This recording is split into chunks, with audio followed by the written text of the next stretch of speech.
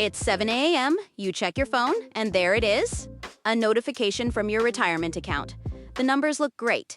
The S&P 500 is up, your 401k is hitting new highs, and on paper, you're richer than you were yesterday. It feels like security, right? But here's the deal. That number in your bank account isn't actually wealth. It's a claim, it's a legal ticket that says you have the right to someone else's labor in the future. You're betting that when you're 70, someone will be there to grow your food, fix your roof, and manage your healthcare. But what happens if that person simply doesn't exist? Welcome to the 2026 labor famine. We're not talking about a temporary shortage or a passing trend. We're talking about a structural wall that the global economy just hit at 80 miles an hour. According to the latest Manpower Group report, the global talent shortage rate has hit a staggering 75%. That's an 18-year high. Think about that. 3 out of every 4 employers globally can't find the people they need to actually do the work. And this is where it gets strange. We've spent decades obsessing over capital, how to get more money, more credit, more investment. But we forgot the most basic rule of economics. Money is worthless if there's nothing to buy, and services don't exist without human time. Right now, the global pension protection gap is widening by $1 trillion every single year. $1 trillion. That's the shortfall between what people have saved and what it's actually going to cost to live in a world where labor is scarce. You've been told that if you save enough, your future is secure. But I'm here to tell you that if the one thing your money can't buy is the person to do the work, then your retirement plan is built on a lie. Let that sink in. We're entering an era where paper wealth is being rejected by a shrinking workforce. The music is slowing down, and there are far fewer chairs than we were led to believe. Okay. Let's talk about the real problem. Why is the world suddenly running out of people? It's something economists call the demographic dead cross. It sounds like a horror movie title, and for your portfolio, it kind of is. It's the moment when deaths begin to outpace births on a global scale. We've known this was coming for 50 years, but 2026 is the year the math finally stops working. Look at Japan. They just officially crossed a terrifying threshold. Their old age dependency ratio is at 50.1%. That means 2 workers are now supporting 1 retiree. Imagine a game of musical chairs where the chairs are being removed twice as fast as the music is playing. How do you think that ends for the person still sitting down? And it's not just Japan. China's natural population growth is dropping by nearly 3 million people every single year. That's like a major city simply vanishing from the workforce annually. When the world's factory runs out of workers, the cheap everything era officially dies. But here's the part you need to pay attention to: healthcare. In the US, healthcare service inflation is currently screaming between 7.5 and 10.3%. Why? Because you can't automate a nurse. You can't AI a physical therapist? As 75 million baby boomers move into their final years, they're all trying to buy the same limited supply of human care. And when demand is infinite and supply is shrinking, the price doesn't just go up, it explodes. This is what we call structural service inflation. It's sticky. It doesn't care about what the Federal Reserve does with interest rates. If a plumber can charge a 20% premium because he's the only one left in the county, he's going to do it.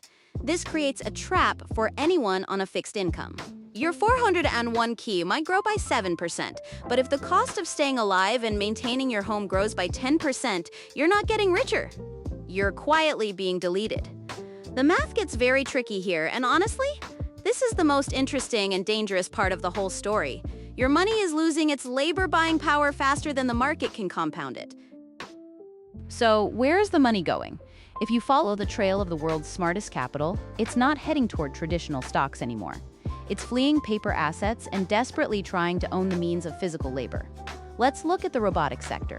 Figure AI, a company making humanoid robots, saw its valuation jump 1,500% in just 3 years, hitting $39 billion. Why are Nvidia, Microsoft, and OpenAI pouring billions into a company that makes machines that walk like us? Because they realize that in a world without enough humans, the person who owns the robot owns the economy. They're betting on a physical labor substitute. Now, this is the part I find wild.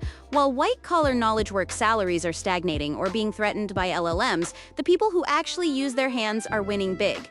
Skilled trades, electricians, plumbers, specialized welders have seen real wage growth of over 18%. For the third year in a row, the blue-collar guilds are outperforming the laptop class. Investors aren't just betting on code anymore. They're betting on the physical infrastructure that keeps the world running. Even Elon Musk has shifted Tesla's entire focus.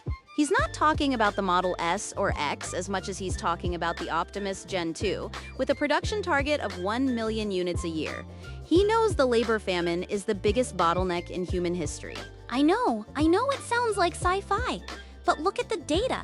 Capital is shifting from digital hallucinations to physical utility. We're seeing a global web of robotics infrastructure being built to bypass the human shortage.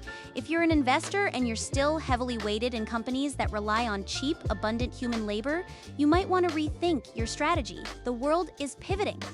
The billionaires aren't just hoarding cash. They're hoarding the tech that will do the work when the humans are gone.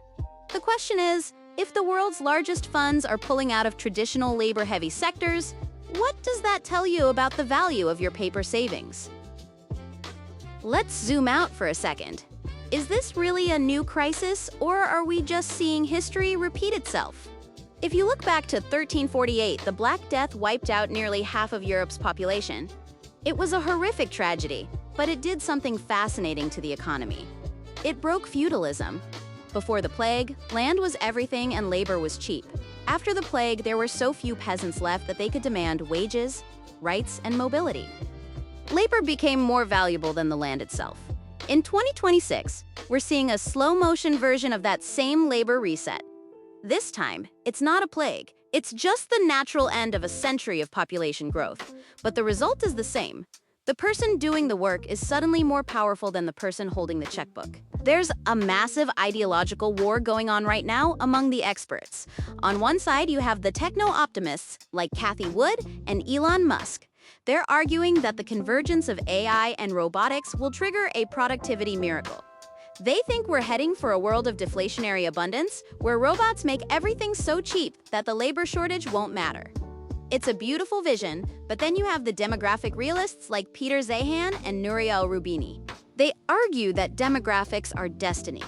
They say you can't replace the collapse of the global consumer base with silicon chips. They see a great stagflation where labor shortages act as a permanent, agonizing tax on your wealth. So, who's right? Honestly, it doesn't matter for your immediate bank account, because even if the robots save us in 20 years, the sticky inflation era is happening right now. Whether we reach a productivity miracle or a terminal collapse, the transition is going to be incredibly expensive. The power dynamic has shifted. For the last 40 years, capital was king. For the next 40, labor, human or robotic, will be the only thing that matters. If you're still holding on to the investment strategies of the 1990s, you're playing a game that's already ended. You're holding a ticket for a train that isn't coming. So what's the move? How do you survive a world where there's too much money and too few people? First, you have to recognize that core service CPI, the cost of people doing things for you, is currently running 2.2% higher than the cost of stuff. This means your lifestyle is quietly becoming foreign property. You're renting your standard of living from a shrinking pool of providers. To stay ahead, you have to stop thinking about paper numbers and start thinking about real-world utility. Focus on assets that don't require a massive cheap workforce to maintain. Physical assets, energy independence, and labor-light investments are the new gold. The ILO says there's a jobs gap of 408 million people right now. That's 408 million holes in the global economy that your money is trying to fill. It's not going to work. Wealth evaporation happens when you have the cash, but no one is available to perform the surgery, fix the grid, or deliver the goods. In this new era, the ultimate wealth isn't what's in your bank account, but who or what is left to build the future. Labor is the ultimate currency. If you don't own the means of production or have a skill that a robot can't touch, you're at the mercy of the famine. Think about that next time you see your retirement balance hit a new high. Is it really growing, or is it just getting ready to evaporate?